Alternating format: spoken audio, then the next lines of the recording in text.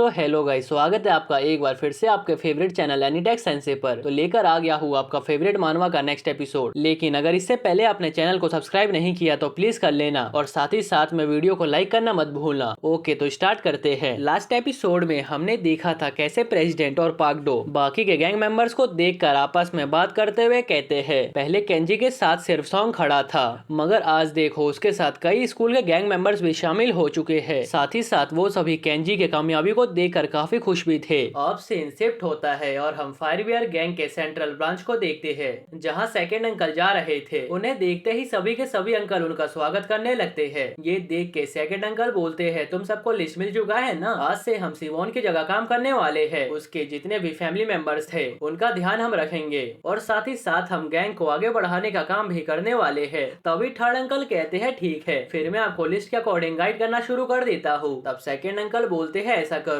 Meeting के बाद तुम गिनवू और बाकी के बच्चों के पास चले जाओ और उनके ऊपर नजर रखो। अभी के टाइम में उन सभी के ऊपर खतरा मंडरा रहा है। इस पे वो कहते हैं ठीक है, मैं ऐसा ही करूंगा। मगर यहाँ सेंट्रल ब्रांच में बहुत से लोग ऐसे हैं जो कि दूसरे ब्रांच में जाकर काम नहीं करना चाहते हैं। आप उन सभी से कैसे डील करने वाले हैं? ये सुनकर सेकंड अंकल सीरियस होते हुए कहते हैं फिर तो मुझे अपने स्टाइल में उन सभी से डील करना पड़ेगा। ये सुनकर थर्ड अंकल नर्वस होते हुए हाँ में जवाब देते हैं और मनी मन सोचते हैं किम सेंग के आसपास का एनवायरनमेंट पूरी तरह से चेंज हो चुका है। फिर सेकंड अंकल सीधा बॉस के पास जाते हैं, जहाँ पे जेऊक अंकल भी मौजूद थे। बॉस सेकंड अंकल को देखते ही कहते हैं किम सेंग, अब तुम पूरी तरह से डेप्यूटी ब्रांच मैनेजर बन चुके हो और एक मैनेजर की तरह एटीट्यूड दे रहे हो, सही कहा ना? जिस पे सेकंड अंकल चिल्लाते हुए हाँ में जवाब देते हैं। तब सेकंड अंकल स्माइल करते हुए कहते हैं अब किम सेंग पहले से बहुत ज्यादा बहादुर बन चुका है। जिस पे बॉस पूछते हैं किम सेंग, मैंने जेऊक से सुना है तुम अक्सर माउंटेन पे जाते रहते हो, तो क्या तुम्हें पता है ये बैग कैसा है? क्या तुम्हें इसके बारे में कुछ पता है? जिस पे सेकंड अंकल उस बैग को देखते हुए कहते हैं ये सच है कि मैं माउंटेन पे हमेशा जाता रहता हूँ, लेकिन मुझे कोई भी आइडिया नहीं है आखिर ये बैग कहाँ से आया। तब बॉस कहते हैं एक डॉक्टर है जो पूरी दुनिया में फेमस है, उसका नाम योम है और वो उसी माउंटेन पे अपना एक्सपेरिमेंट करता है और ये ड्रग्स बनाता है और वो वहाँ पे मौजूद वाइल्ड बोर्स पे अपना एक्सपेरिमेंट कर रहा है। इस कारण से वहाँ के एनिमल्स काफी बड़े हो जा रहे हैं। ये सुनकर सेकंड अंकल को याद आता है कैसे गॉम भी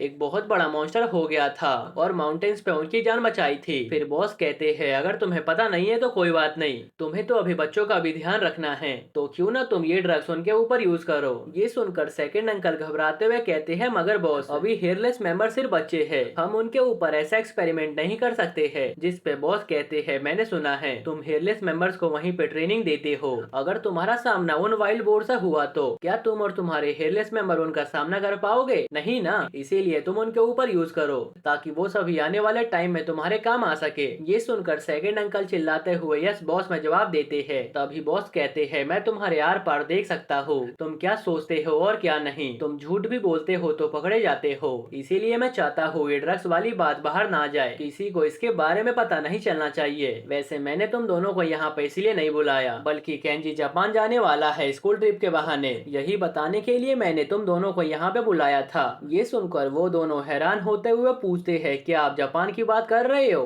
फिर जेऊक अंकल पूछते हैं क्या आप यंग मास्टर को याकुजा की ट्रेनिंग देना चाहते हो? वैसे जिनको नहीं पता याकुजा क्या होते हैं मैं उन्हें बता देता हूँ। जापान में एक बहुत ही बड़ा गैंग है जो कि बहुत ही फेमस है, उन्हें याकुजा गैंगस्टर के नाम से जाना जाता है। उनके पूरे बॉडी पर टैटू ही टैटू होते हैं और वो पूरे जापान पे राज करते हैं। उनकी फैमिली वाइज फैमिली चलती आ रही है और उन्हें ना तो सरकार और ना ही पुलिस टोकती है, क्योंकि वो होते ही इतने खतरनाक है। उनके मारने का तरीका और ट्रेनिंग करने का तरीका बहुत ही तगड़ा होता है, वो तो हम आगे के एपिसोड में देख लेंगे। ये सुनकर बॉस स्माइल करते हुए कहते हैं जेऊक तुम हमेशा से ही काफी स्मार्ट रहे हो, पहली बार में ही मेरा इरादा समझ गए। तब जेऊक अंकल परेशान होते हुए पूछते हैं क्या स्कूल ट्रिप के बहाने वैसी जगह जाना सही रहेगा, मतलब याकुजा ट्रेनिंग, क्योंकि वहाँ पर तो और भी स्टूडेंट होंगे। फिर बॉस बताते हैं मैंने पहले ही प्रिंसिपल से बात कर लिया है, जहाँ टाइम लोकेशन सब कुछ मैं ही डिसाइड करूंगा और मैंने सभी चीजों का खर्च भी देख लिया है। ये सुनकर वो हैरानी से पूछते हैं क्या आप ट्रिप को स्पॉन्सर कर रहे हो? मगर क्यों, आपको सभी स्कूल के स्टूडेंट्स को वहाँ पर भेजने की क्या जरूरत है? आप चाहे तो सिर्फ यंग मास्टर और उनके दोस्तों को वहाँ पर भेज सकते थे। ये सुनकर बॉस सीरियसली होते हुए कहते हैं क्या तुम दोनों चाहते हो मैं चिल्ला चिल्ला कर सबको बता दूं? केंजी जापान याकुजा की ट्रेनिंग करने के लिए जा रहा है, अगर वो स्कूल ट्रिप पे जाएगा तो किसी को भी शक नहीं होगा। ऐसा करने से केंजी के ऊपर कोई भी खतरा नहीं मंडराएगा। अभी सभी गैंग का ध्यान सिर्फ केंजी के ऊपर है, इसीलिए हमें उसे बचा के रखना है। ये सुनकर जेऊक अंकल और सेकंड अंकल काफी सीरियस हो जाते हैं और कहते हैं हाँ बॉस आपने सही किया। ये सुनकर बॉस चिल्लाते हुए कहते हैं हाँ वही तो, स्कूल ट्रिप के अलावा उसे वहाँ पर भेजने का और कोई बहाना ही नहीं था। दोनों अंकल नर्वस होते हुए हाँ बोलने लगते हैं। फिर बॉस कहते हैं ठीक है, फिर डिसाइड हो गया जापान जाने का और ये बच्चों के लिए अच्छा एक्सपीरियंस भी रहेगा। जेवुक तो यहाँ से नहीं जा सकता है, उसे अभी सेंट्रल ब्रांच को संभालना है, इसीलिए किम से क्यों ना तुम साथ जाओ, तुम्हें तो जापानीज भी आती है। ये सुनकर सेकंड अंकल घबराते हुए हाँ में जवाब देते हैं। तब जेवुक अंकल परेशान होते हुए कहते हैं मगर हम यंग मास्टर को वहाँ पर कैसे भेज सकते हैं, अभी याकुजा के लोगों का मूड अच्छा नहीं है, उनके बीच में बहुत ज्यादा एक्सटर्नल फाइट चल रहा है। ये सुनकर बॉस स्माइल करते हुए बोलते हैं हाँ मुझे पता है, मगर यही तो अच्छा मौका है,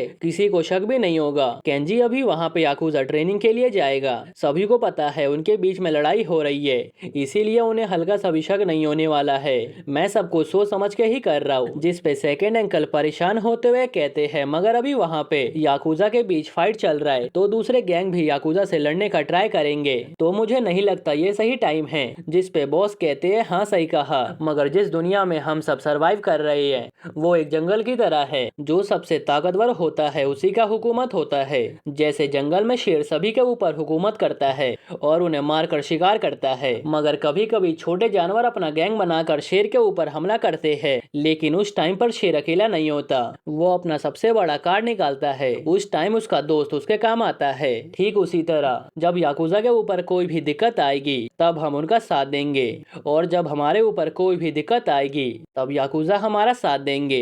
ये दुनिया ऐसे ही चलती है, इसी को तो लॉयल्टी और भाईचारा कहते हैं। ये सुनकर दोनों अंकल कहते हैं ठीक है बॉस, हम इस बात को अपने दिमाग में रखेंगे। अब सीन शिफ्ट होता है और हम जापान के याकुजा स्कूल को देखते हैं। याकुजा के बॉस के पास एक मेंबर आता है, जिसे देखकर बॉस कहते हैं मैंने सुना है फायर बियर गैंग का सक्सेसर जापान आ रहा है, उसका नाम केंजी है ना। जिस पे वो मेंबर कहता है क्या आप केंजी की बात कर रहे हो। जिस पे बॉस कहते हैं हाँ सही कहा, केंजी तो हमारे भाई का बेटा है, और तुम्हारा बेटा सॉन्ग भी तो कोरिया का सिटीजन है ना, क्यों ना तुम भी उसे यहाँ पर बुला लो, मैं बाकी का सब खर्च देख लूंगा। ये सुनकर वो मेंबर जिसका नाम योंग है वो कहते हैं बॉस इसकी जरूरत नहीं है, इनके बातों से ऐसा लग रहा है जैसे म्योंग सॉन्ग के फादर है जो बचपन में उसे छोड़कर यहाँ पे आ गए थे। अब तो हमें नेक्स्ट एपिसोड में पता चलेगा सॉन्ग अपने डैड का सामना कैसे करेगा, क्या वो उन्हें माफ भी कर पाएगा या फिर नहीं। और इसी के साथ ये एपिसोड यहीं पर खत्म होता है। गाइज ये मानवा धीरे धीरे बहुत ही ज्यादा इंटरेस्टिंग होने वाला है, तो प्लीज हो सके तो चैनल को सब्सक्राइब कर लेना, और साथ ही साथ में अगर आपको वीडियो पसंद आया हो तो लाइक कर देना,